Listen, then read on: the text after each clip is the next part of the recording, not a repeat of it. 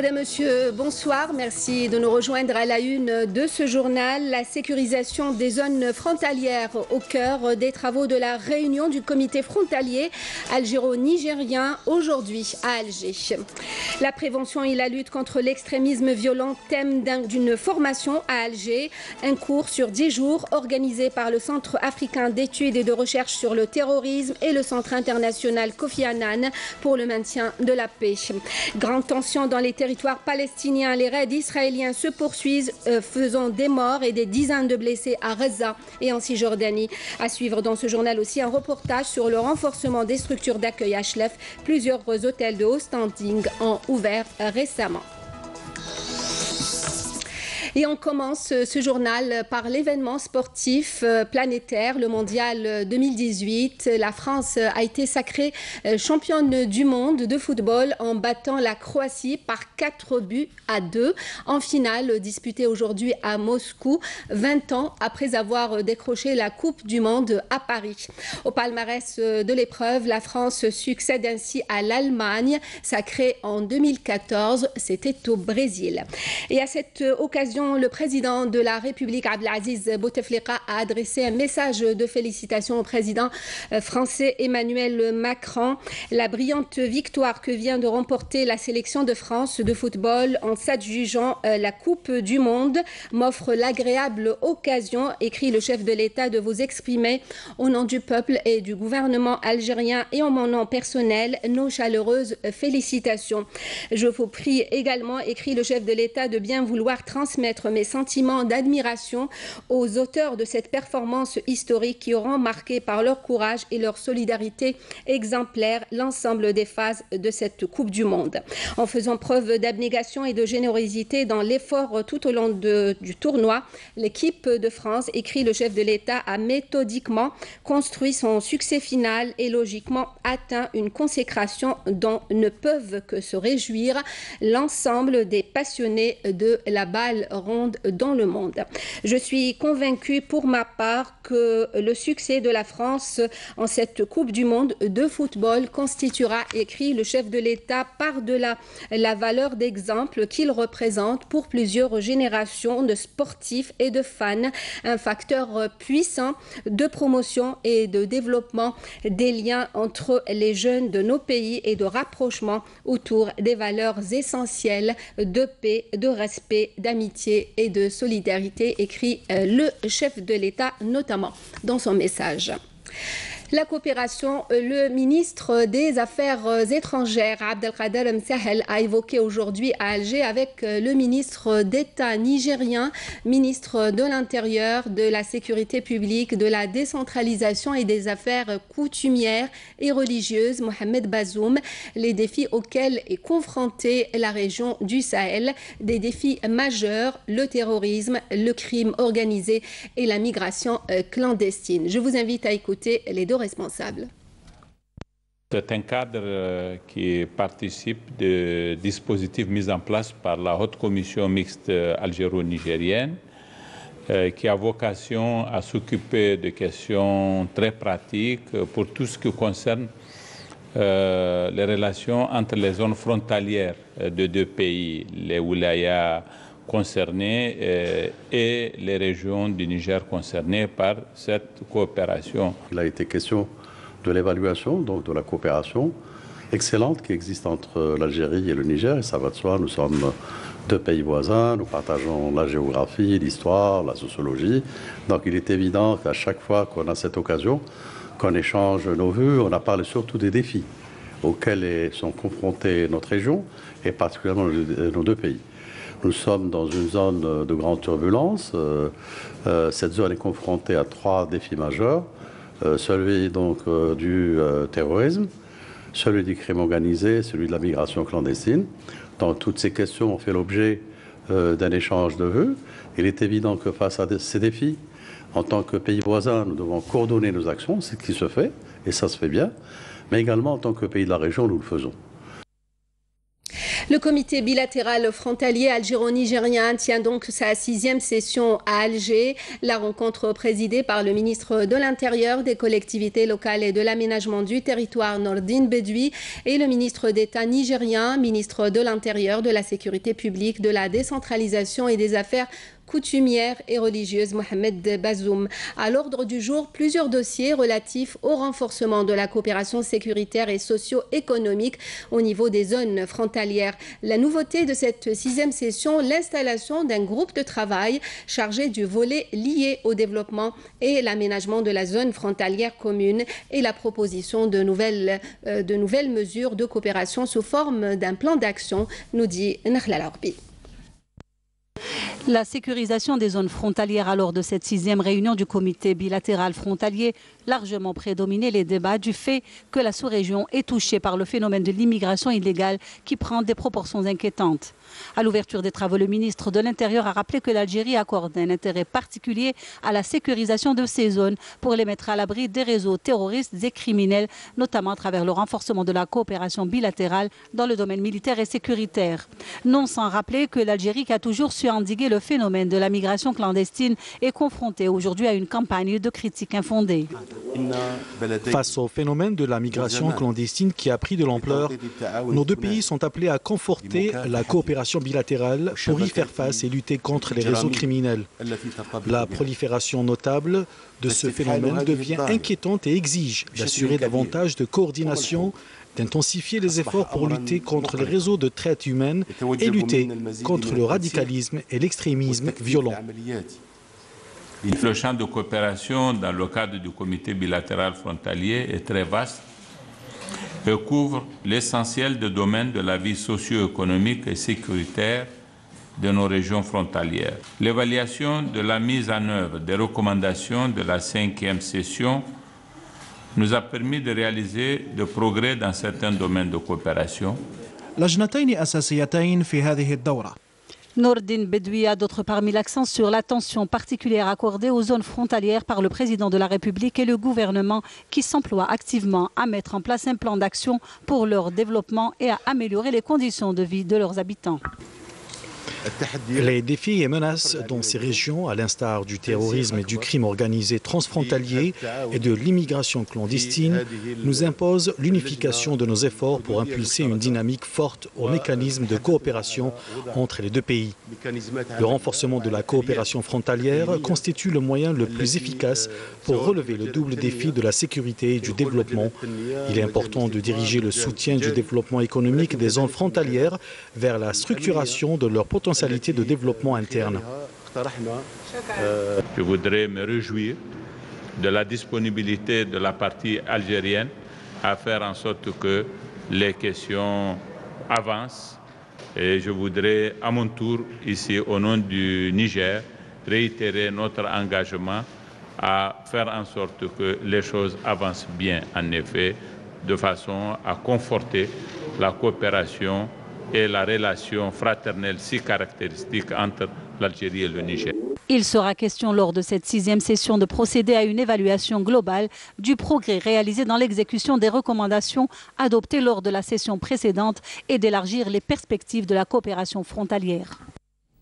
Et juste avant l'ouverture de cette 6e session du comité bilatéral frontalier algéro-nigérien, des entretiens ont eu lieu entre Nordine Bedoui, le ministre de l'Intérieur, des collectivités locales, de l'aménagement du territoire, et Mohamed Bazoum, le ministre d'État nigérien, ministre de l'Intérieur, de la Sécurité publique, de la décentralisation et des affaires coutumières et religieuses. Les deux responsables ont procédé à une évaluation de la coopération entre les deux pays.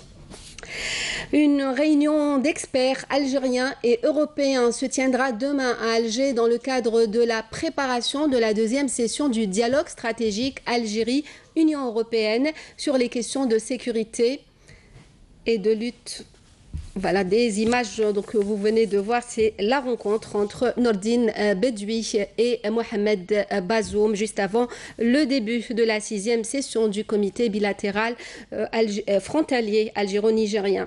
Je vous le disais donc, une réunion d'experts algériens et européens se tiendra demain à Alger dans le cadre de la préparation de la 2e session du dialogue stratégique Algérie-Union européenne sur les questions de sécurité et de lutte contre le terrorisme. La 2e session du dialogue stratégique aura lieu en octobre prochain à Alger et sera coprésidée par le ministre des Affaires étrangères Abdelkader Sahel et la haute représentante de l'Union européenne pour les affaires étrangères et la politique de sécurité Federica Mogherini.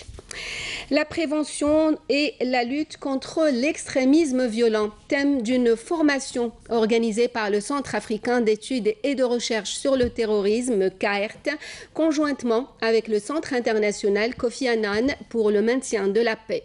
Ce cours, qui se déroule jusqu'au 25 juillet à Sidi Fradj, servira entre autres à promouvoir l'approche de prévention de l'extrémisme violent basée sur la sécurité des personnes, une approche qui consiste en un engagement entier et harmonisé des institutions de la sécurité nationale, la société civile et tous les acteurs du développement. Nejma Harch. 3e session de formation et de dialogue au profit d'experts africains pour lutter contre le terrorisme et l'extrémisme violent. Une rencontre de 10 jours durant laquelle les participants doivent examiner la situation des pays confrontés au terrorisme et à la violence en vue d'identifier les faiblesses et les causes de ce fléau. Il sera question également de tirer profit des pays expérimentés en la matière. L'Algérie demeure leader dans ce domaine. Algérie, tu connais que le président d'Algérie, lui, il est le champion de contre-terrorisme pour l'Union africaine. Il y a les gens de tous les pays africains qui sont venus, Mozambique, Sénégal, partout.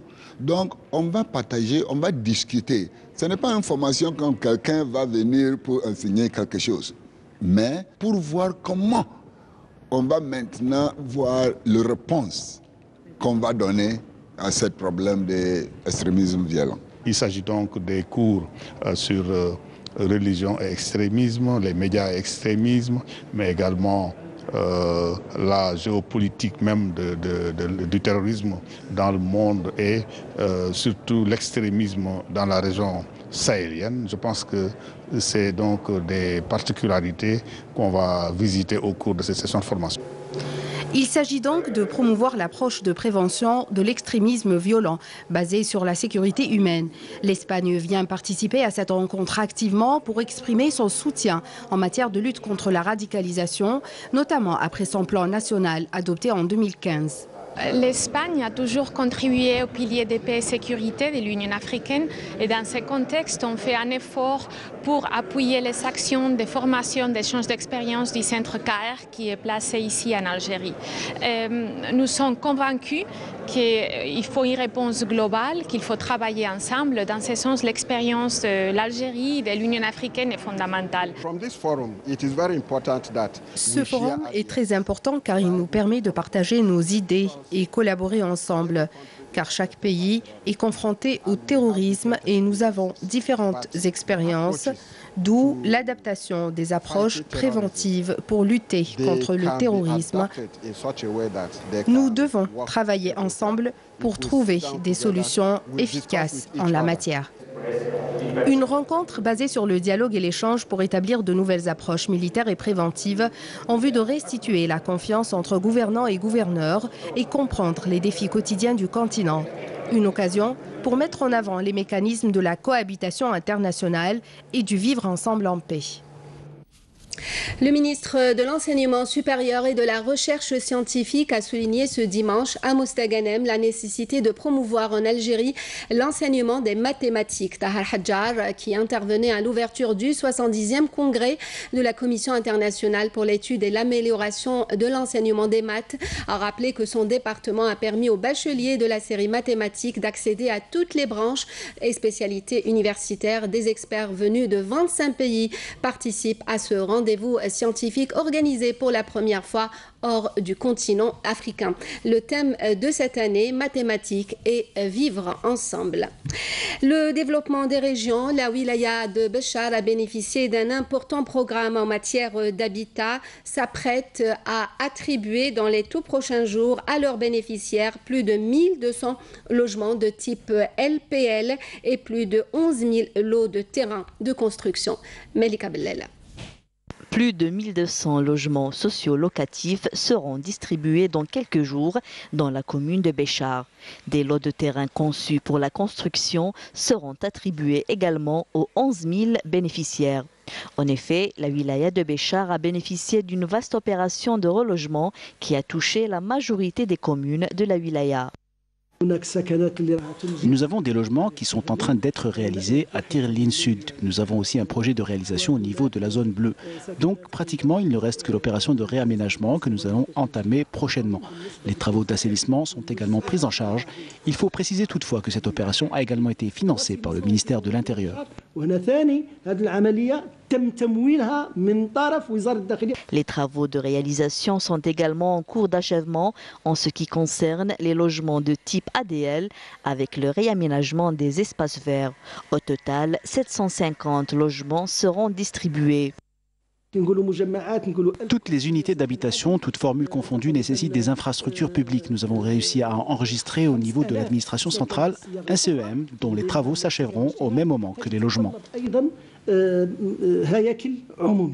La wilaya de Béchar s'est vue accorder ces dernières années plusieurs projets au titre de différents programmes afin d'améliorer le cadre de vie général de la population.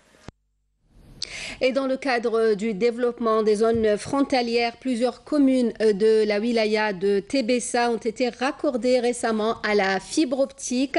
L'augmentation du débit de l'Internet a ainsi sensiblement amélioré le quotidien des habitants. Abdelhalim Aïcha.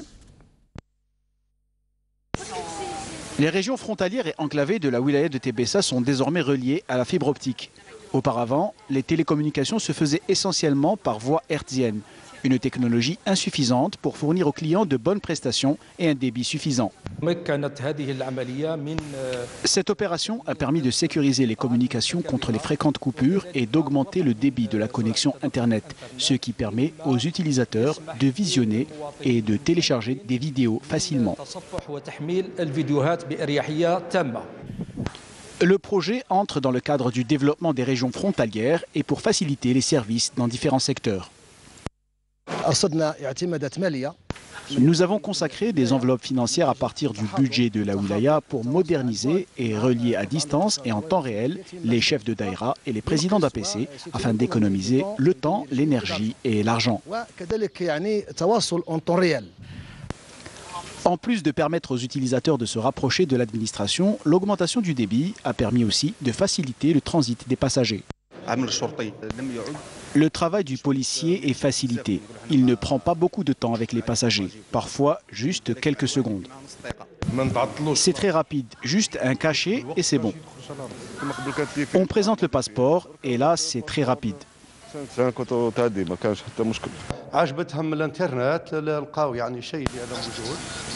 Les clients de l'hôtel sont satisfaits de la connexion, bien qu'il y ait parfois quelques petites pannes. Dans les régions frontalières, le développement des technologies de la communication a permis de faciliter les démarches administratives pour les citoyens et d'améliorer leur qualité de vie. Conformément au décret présidentiel du 12 juillet 2018 et en exécution du plan de mutation pour l'année 2018, le général Ghali Belaqsir, commandant de la gendarmerie nationale, a supervisé aujourd'hui, au nom du général de corps d'armée, vice-ministre de la Défense nationale, chef d'état-major de l'ANP, la cérémonie d'installation du colonel Qandossi Abdelkader en tant que commandant du 6e commandement régional de la gendarmerie nationale à Taman Rasset en remplacement du général Ramli Abdelkrim. À l'entame, le commandant de la gendarmerie nationale a été reçu par le général-major Meftah Souab, commandant de la 6e région militaire, pour se rendre ensuite au siège du 6e commandement régional de la gendarmerie afin de procéder à la cérémonie de passation de l'étendard du 6e commandement régional de la gendarmerie nationale, comme vous avez pu le suivre sur les images. Reddition ce 15 juillet d'un terroriste à Adrar, annonce le ministère de la Défense nationale. Il s'agit de Abouzou Sid Amr, qui a rallié les groupes terroristes en 2017. Il avait en sa possession une mitrailleuse de type Diktaryov, 2 bandes à munitions ainsi qu'une quantité de munitions. Et dans le cadre de la lutte contre la contrebande et la criminalité organisée, un détachement de l'ANP a saisi à Ingezem 45 groupes électrogènes, 30 marteaux-piqueurs et 4 détecteurs de métaux. Par ailleurs, des détachements combinés de l'ANP ont arrêté lors d'opérations distinctes à mener à Bouira et El Rouat 4 individus et saisi un fusil de chasse et 312 unités de différentes boissons et 2 véhicules touristiques, précise la même source. On passe à l'actualité à l'étranger. D'abord au Proche-Orient, des enfants tués, des dizaines de blessés à Gaza et en Cisjordanie, des territoires qui sont ces dernières heures sous un déluge de feu. Les victimes de ces raids israéliens sont des civils, une agression aveugle dans une tentative israélienne de casser le mouvement des manifestations pacifiques qui est à sa 16e semaine consécutive. À Gaza, le reportage de Wissam Abou Zaid sur un commentaire de Naïma Chekchek. Depuis 2 jours, des dizaines de bombardements israéliens s'abattent toujours sur Gaza, sans discontinuer. Des bombardements qui visent particulièrement les habitations. Des morts et des blessés sont quotidiennement enregistrés dans cette option israélienne de destruction totale de la bande de Gaza pour mettre fin à la grande marche du retour se déroulant à la frontière est de Gaza. Les bombardements ciblent les habitations et les passants. 2 enfants sont morts, âgés de 15 et 16 ans. Les blessures sont multiples, entre critiques et graves.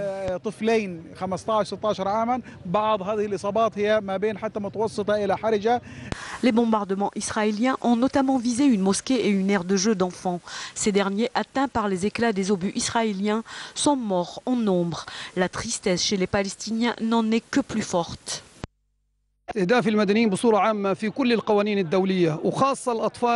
Toutes les lois internationales préservent les enfants.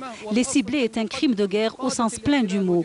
Les responsables et les soldats de la colonisation qui pratiquent le génocide sur nos enfants et nos civils doivent être présentés devant les tribunaux internationaux. L'occupant israélien tente de justifier ses offensives sur le peuple palestinien en arguant de lancement par ces derniers de projectiles en papier à l'origine d'incendies sur les colonies israéliennes voisines, ce qui a obligé les factions palestiniennes à répondre à l'offensive israélienne. Des efforts arabes et internationaux se déroulent pour faire arrêter l'agression israélienne. Nous portons la responsabilité de cette escalade à l'occupant qui doit en subir les conséquences. La résistance palestinienne ne sera pas détruite ni ne se pliera. Le peuple palestinien ne pliera jamais. Depuis longtemps, l'occupation israélienne pratique la politique de mise à genoux, soit par le siège ou par le bombardement des capacités palestiniennes, jusqu'à comparer ces bombardiers aux avions palestiniens en papier. Les flottes européennes de pêche devraient quitter les eaux territoriales sahraouies conformément à la dernière décision de la Cour européenne de justice qui avait exclu les eaux adjacentes du Sahara occidental de l'accord de pêche Union européenne-Maroc, alors que les négociations entre les 2 parties pour le renouvellement de cet accord n'ont pas encore abouti. Le dernier protocole de cet accord de pêche est arrivé à son terme hier 14 juillet. Au Maroc, des milliers de personnes ont pris part ce dimanche à Rabat à la marche nationale pour la libération des détenus du mouvement Hirak du Rif, condamnés en juin dernier à de lourdes peines, appelant à la levée du siège militaire imposé à la région du Rif et au boycott de la justice marocaine. Ils étaient plus de 10 000 à marcher donc aujourd'hui à Rabat.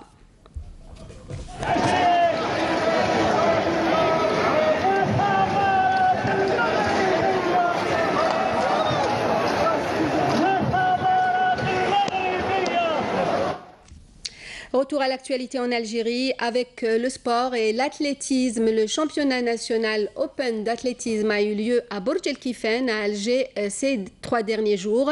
Le GS pétrolier a eu la part du lion en raflant 35 médailles. Mokhtar Hamani. 35 médailles dont 21 en or, c'est la moisson du GSP dans ce National Open Merzé Taïb dédié cette année à la mémoire de notre défunt confrère Abdou Serwani décédé le 4 de ce mois. Un résultat nettement meilleur par rapport aux précédentes éditions. Ça a été un exploit grâce aux efforts de l'ensemble des athlètes, des administrateurs, de l'encadrement technique. Et le travail, c'est un travail de longue haleine. Ça a été bien préparé sur tous les plans, sur le plan technique, administratif, vis-à-vis notre section. Domination nette et sans bavure, notamment dans les épreuves techniques et de sprint. Et ce sont encore une fois les mêmes noms qu'on retrouve sur la plus haute marche du podium. Et même si ce national a été, selon les spécialistes, d'un niveau moyen, on a eu tout de même droit à de fortes sensations, comme lors de la finale du 400 mètres haies, où la hiérarchie a été respectée. Abdelmalek Lahoulou en première position, en 49 secondes et 93 centièmes, suivi de Miloud Rahmani et Sabr Boukmouch. La finale du 400 mètres plat n'est pas en reste avec la victoire du trio du GSP Miloud L'Araj, Sofiane Bouhadda et Nsardine Lebida.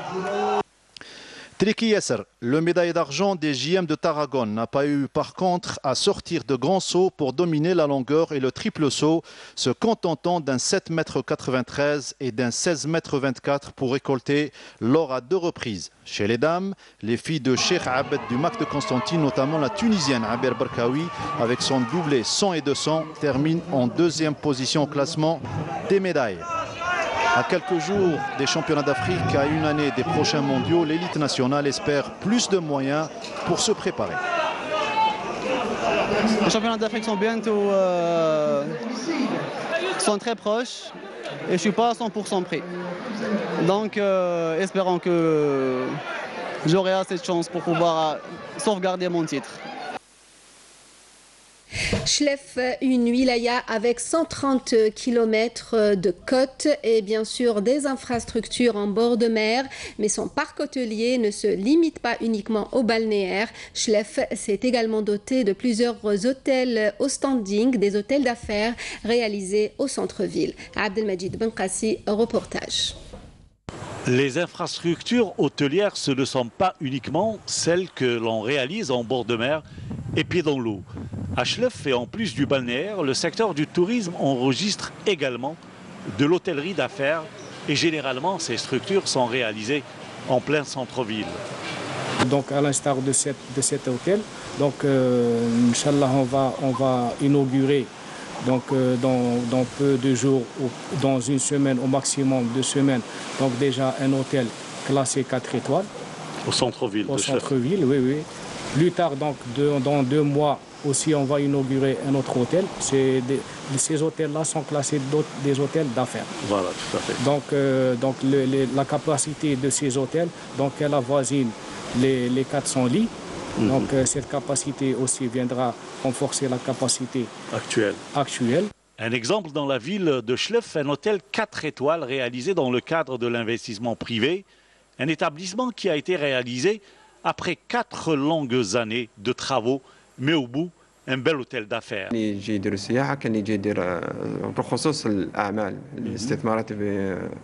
بوجود ولاد شلف رجال الأعمال جزائريين وأجانب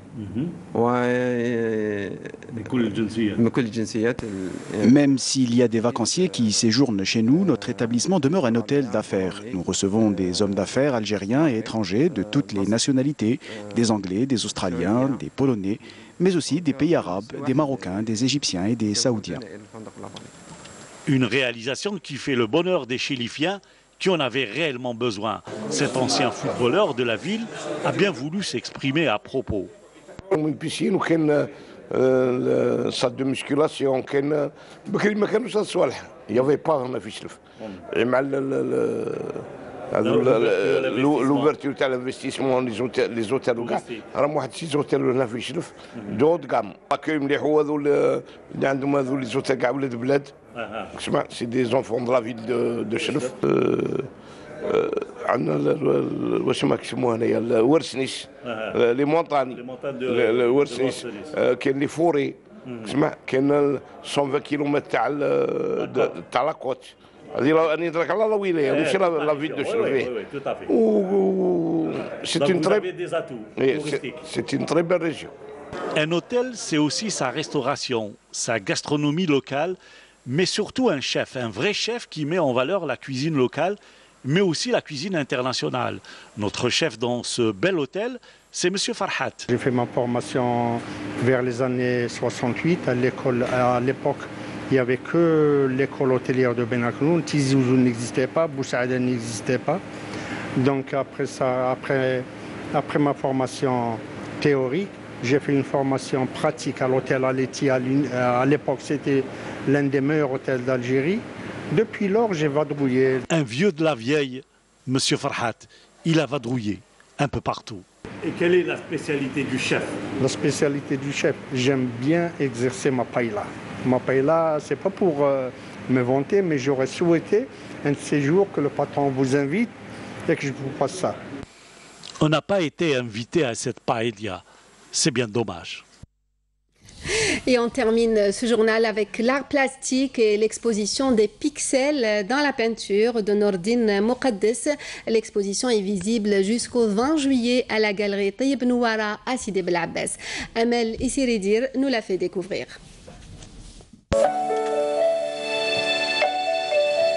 Une belle harmonie entre les formes et les couleurs, où l'art plastique prend une toute autre dimension. Une exposition unique en son genre qui reflète les forces créatives et les moyens d'expression artistique élaborés de Nordine Moukaddes. Une trentaine d'œuvres sont présentées aux visiteurs qui font montre d'un intérêt particulier. C'est une exposition intéressante et pour la galerie de Bel Abbès ici, c'est une chose de plus à Bel Abbès. Cet artiste il est influencé par le monde numérique et tout. On voit ici la touche, un peu, c'est avec les pixels et tout. Donc il est influencé, je crois, par les pixels. Donc ça, c'est une révolution dans la peinture moderne, dans la peinture contemporaine. J'ai découvert l'exposition par hasard. Je trouve que c'est nouveau. On voit rarement ce genre d'œuvre ici à Bel Abbès. On remarque qu'il a utilisé une toute nouvelle technique inspirée de la photographie. Bon, à travers l'histoire, le pigment a été l'élément de base de toute reproduction artistique à travers les âges, c'est-à-dire depuis la préhistoire jusqu'à nos jours. Le résultat était très encourageant et fantastique. Et vous avez tout de même pu voir que l'exposition de notre ami Moukaddes est riche.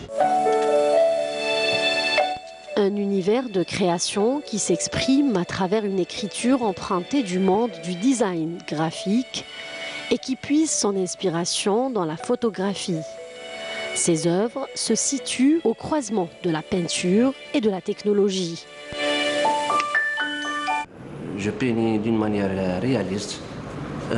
J'étais influencé par beaucoup d'artistes peintres, surtout des peintres impressionnistes tels que Monet, Sisley. Il y a beaucoup de gens qui se posent la question. Ils me demandent pourquoi vous faites ces petits carreaux. On dirait que c'est de la mosaïque. C'est pour ça que j'ai intitulé pour définir, pour éclaircir ma technique qui est le pixel art, que ma peinture ce n'est pas de la mosaïque, c'est une peinture parce que la mosaïque c'est des petits carreaux qu'on met, qu'on s'étale sur une surface rude, mais ce que je fais moi c'est de la peinture, c'est uniquement de la peinture avec des petits carreaux que j'utilise en peinture. Les visiteurs auront apprécié cette exposition jusqu'au 20 juillet prochain à la galerie d'art Taïeb Nouara dans la ville de Sidi Bel Abbès.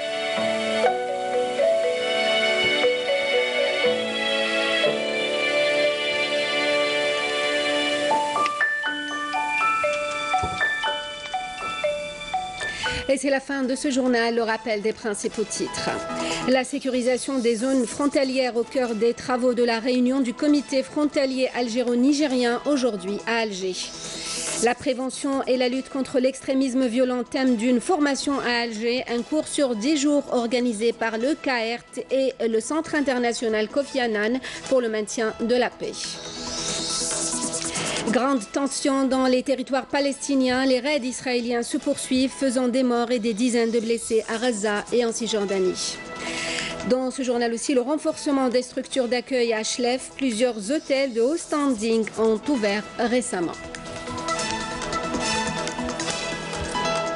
Merci à vous de nous avoir suivis. L'information continue sur notre site internet, la page Facebook et la chaîne YouTube de Canal Algérie pour le journal. Retrouvez à 20h Wahiba Amari pour l'édition en arabe. Demain à midi, Feriel Lassari, nous on se retrouve à 19h. Passez une bonne soirée.